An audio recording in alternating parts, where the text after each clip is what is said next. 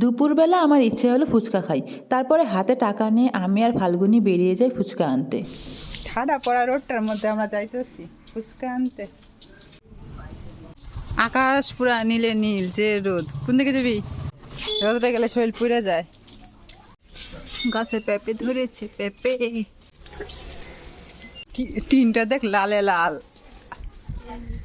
এইটা হলো ফুচকা উলার বাড়ি।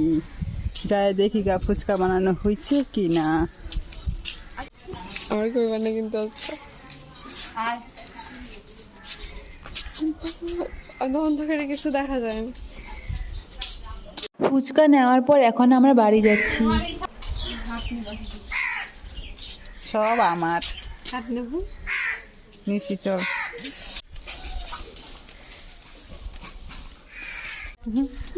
ফুচকা নিয়ে বাড়ি ঢোকার আগে এক জেঠি বলল গ্যাস সিলিন্ডারটা একটু বাড়িতে নিয়ে যেতে। তারপরে আমি আর ফাল্গুনি একটু হেল্প করলাম। শক্তিমান।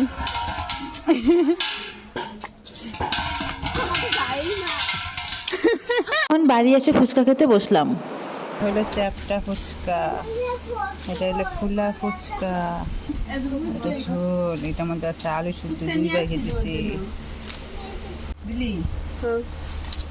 ও এটা কি ঝোল?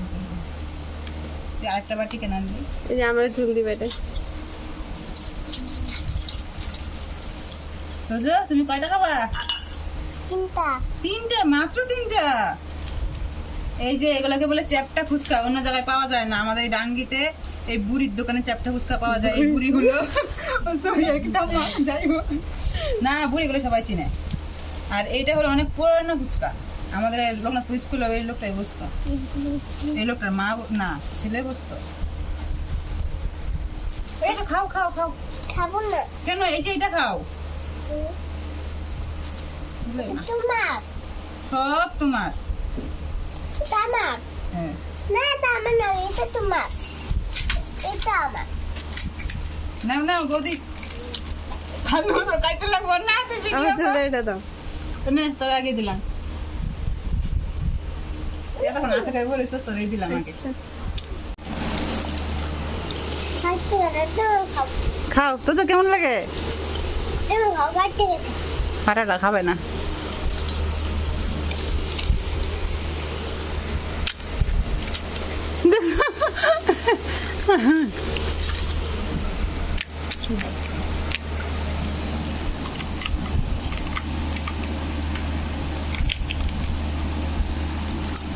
আমাদের ফুচকা খাওয়া দেখে কার কার মুখে জল আসলো আমাকে কিন্তু কমেন্ট করে তোমরা জানাবে। ফুচকা খাওয়া শেষ করে তারপরে খেলাম পেপসি। আর এত গরমে পেপসি না খেলে হয় না। আবার দেখা হচ্ছে নতুন কোনো ভিডিওতে।